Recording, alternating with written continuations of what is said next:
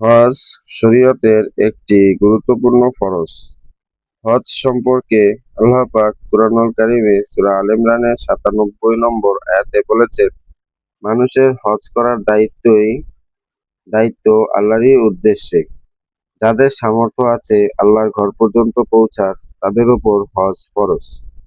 এই আয়াতে কাদের উপর হজ ফরজ তা বোঝানো হয়েছে। সাথে সাথে হজের নিয়ত সহিহ হওয়ার গুরুত্বও বোঝানো হয়েছে। হজের নিয়ত হতে সম্পূর্ণ খালেস। কোনো রকম মার্কেটিং এর নিয়ত, দেশ ঘোরার নিয়ত, বেড়ানোর নিয়ত, এ সমস্ত নিয়ত রাখা যাবে না। নিয়ত হবে একমাত্র আল্লাহকে রাজি খুশি করা। হজ হতে হবে আল্লাহরই উদ্দেশ্যে। যাদের উপর হজ ফরজ হয়েছে, সব রকম দ্বিধাদ্বন্দ্ব ছেড়ে দিয়ে, সব রকম মনের ওয়াসওয়াসা ছেড়ে দিয়ে, সব রকম ভ্রান্ত ধারণা ছেড়ে দিয়ে তাদেরকে হজের পাকাপোক্ত নিয়ত করে নিতে হবে। হজের ব্যাপারে অনেকের অনেক রকম ওয়াসওয়াসা হয়ে থাকে। এ ব্যাপারে মানুষের সবচেয়ে বড় ওয়াসওয়াসা হয় এই যে, সামনে করব, সামনে করব, এটা হলো সবচেয়ে বড় ওয়াসওয়াসা। আমাদের চোখের সামনে বহু লোক সামনে করব এই করতে করতে দুনিয়া থেকে বিদায় নিচ্ছেন। হজ করা তাদের নসিব হচ্ছে না। অথচ হজ শরীয়তের একটি গুরুত্বপূর্ণ ফরজ। এটা ইসলামের ৫টি বুনিয়াদের একটি। তাই হজ ফরজ হওয়ার পর এই গুরুত্বপূর্ণ ফরজ আদায় করতে বিলম্ব করলে, যত বিলম্ব হবে ততই গুনাহ হতে থাকবে। আর খোদা না খাস্তা, এই বিলম্ব করার কারণে যদি কেউ হজ না করে মারা যায়, তাহলে সেটা হবে তার জন্য খুবই আশঙ্কাজনক। কারণ তার ব্যাপারে রাসূল সাল্লাল্লাহু আলাইহি ওয়াসাল্লাম কত শক্ত কথা বলেছেন। রাসূল সাল্লাল্লাহু আলাইহি ওয়াসাল্লাম বলেছেন, যে ব্যক্তি হজ ফরজ হওয়ার পরেও বিনা ওজরে হজ না করে যে মারা যায়, সে ইয়াহুদি হয়ে মারা যাক বা নাসারা হয়ে মারা যাক, তাতে আমার কোনো পরোয়া নেই। এই থেকে বোঝা যায় যে হজ ফরজ হওয়ার পর হজ না করা কত বড় মারাত্মক পাপ। অনেকের মনে দ্বিধাদ্বন্দ্ব থাকে যে, হজ করতে গেলে এত বিরাট অঙ্কের টাকা খরচ হয়ে যাবে। এইরকম ওয়াসওয়াসা হয় যে, হজের জন্য এতগুলো টাকা খরচ করে ফেলবো, এটা দিয়ে আরো কিছুদিন একটা ব্যবসা বাণিজ্য করি, তারপর লাভ হবে, সেই লাভের টাকা দিয়ে হজ করব। দেখা গেল টাকার মায়ায় তিনি হজকে পিছিয়ে দিচ্ছেন।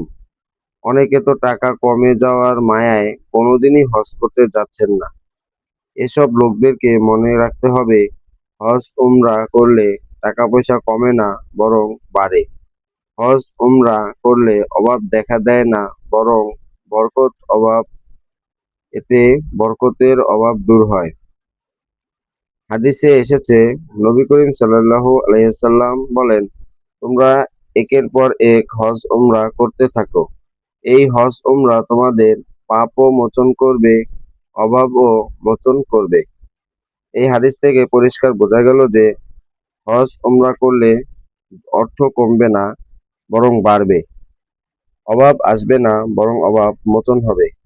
দুনিয়াতে এরকম বহু আল্লাহর বান্দা আছেন যারা প্রতি বছর হজ করেন, উমরা করেন।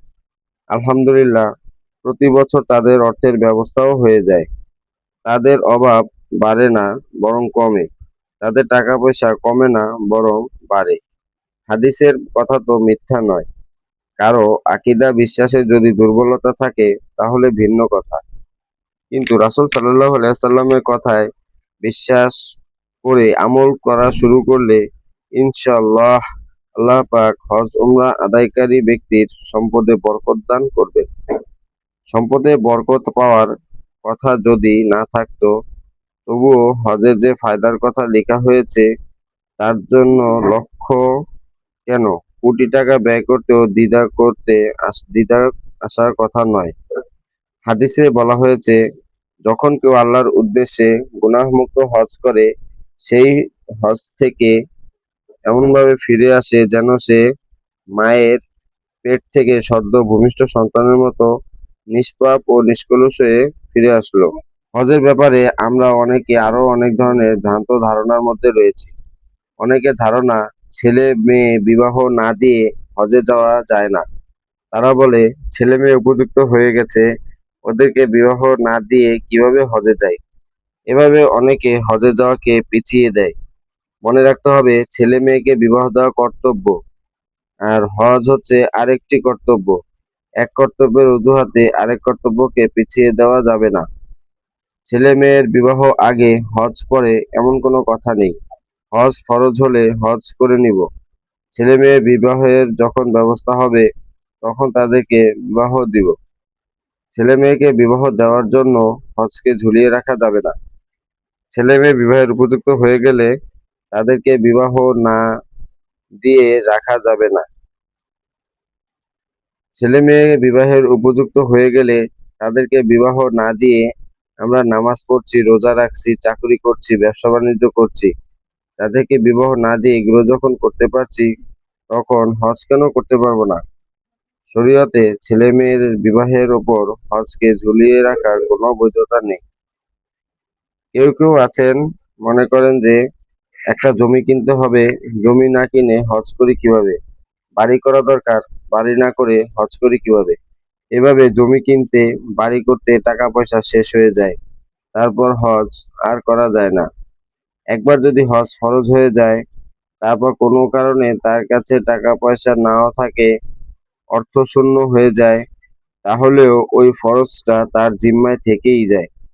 ওই ফরজ আদায় করতে না পারলে পাপ নিয়েই তাকে কবরে যেতে হবে। এই অজুহাত দিয়ে রক্ষা পাওয়া যাবে না যে আমার টাকা পয়সা ফুরিয়ে গিয়েছিল, পরে আর হজ করার মতো টাকা পয়সা হাতে আসেনি, তাই আমার কোনো দোষ নেই। হজ ফরজ হয়ে গেলে জমি কেনা আগে নয়, হজ করা আগে। হজ ফরজ হয়ে গেলে বাড়ি করা আগে নয়, হজ করা আগে।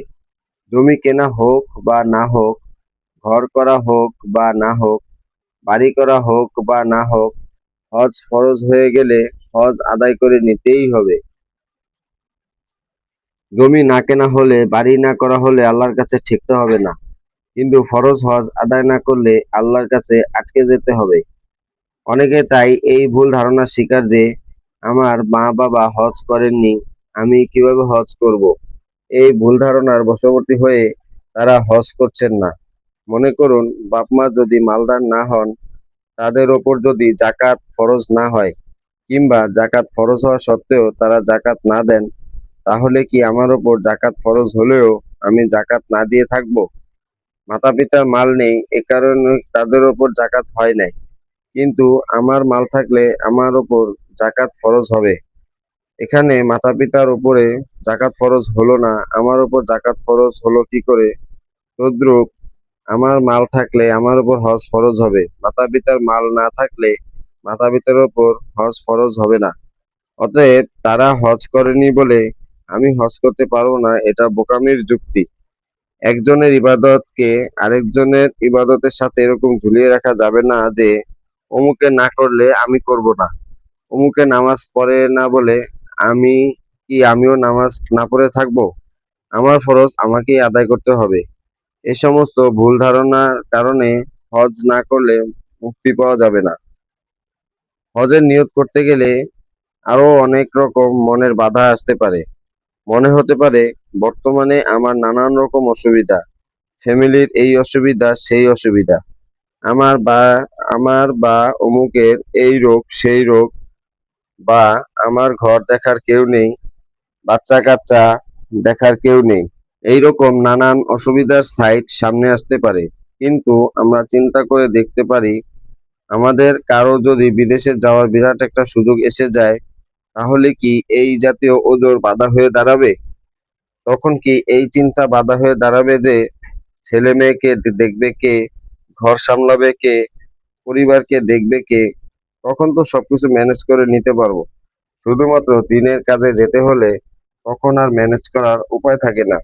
তখন সব রকম অসহায়ত্ব সামনে এসে হাজির হয়। আসলে এইগুলো হলো মনের দুর্বলতা। মানুষ যখন কোনো কাজের পাকাপোক্ত নিয়ত করে ফেলে, তখন তার সব ব্যবস্থাও সে করতে পারে। এটা আমাকে করতেই হবে, এই মনোভাব যখন এসে যায়, তখন কি কি অসুবিধা আছে সেগুলোকে কিভাবে দূর করা যায় তার চিন্তা ফিকিরও ভিতরে এসে যাবে। মানুষ যখন কোনো কাজের এরকম মনোভাব চলে আসে যে আমাকে করতেই হবে, তখন সব ব্যবস্থাও তার হয়েই যায়। আল্লাহ পাকই করে দেন।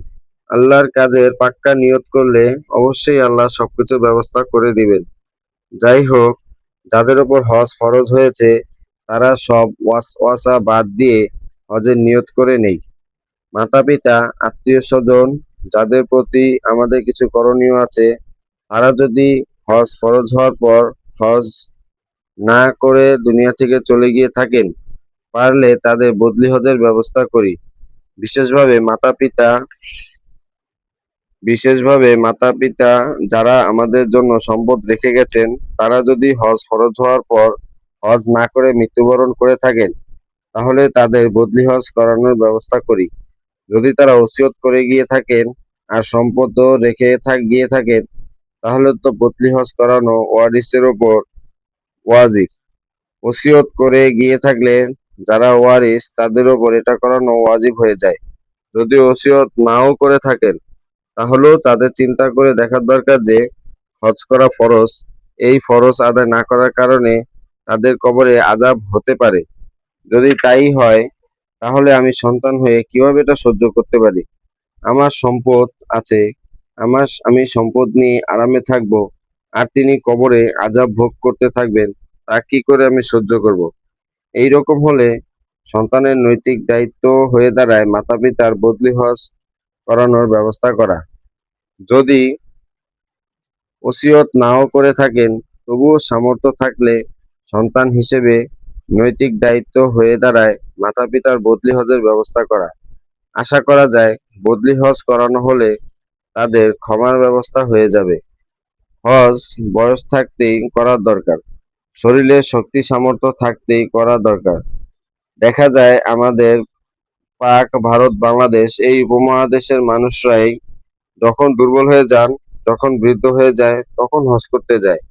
তারা মনে করে যে হজ করার পর আর দুনিয়ার কাজকর্ম করা যায় না, হজ করার পর আর স্বাভাবিক জীবনযাপন করা যায় না। অথচ আমরা নামাজ পড়ার পর সাধারণ জীবনযাপন করতে পারি, রোজা রাখার পর সাধারণ জীবনযাপন করতে পারি, জাকাত দেওয়ার পর সাধারণ জীবনযাপন করতে পারি। এসব ইবাদত করার পর স্বাভাবিক জীবনযাপন করতে পারলে হজ করার পর কেন সাধারণ জীবনযাপন করা যাবে না? হজ করার পর আর দুনিয়ার কোনো কাজ করতে পারবো না, এটা কোন ধরনের ধারণা বা এই ধারণা কে দিল?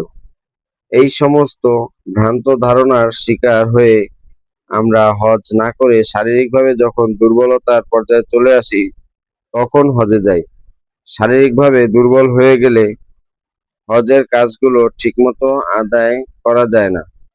তখন আক্ষেপ হয় যে, হায় রে, বয়স থাকতে কেন হজে আসলাম না?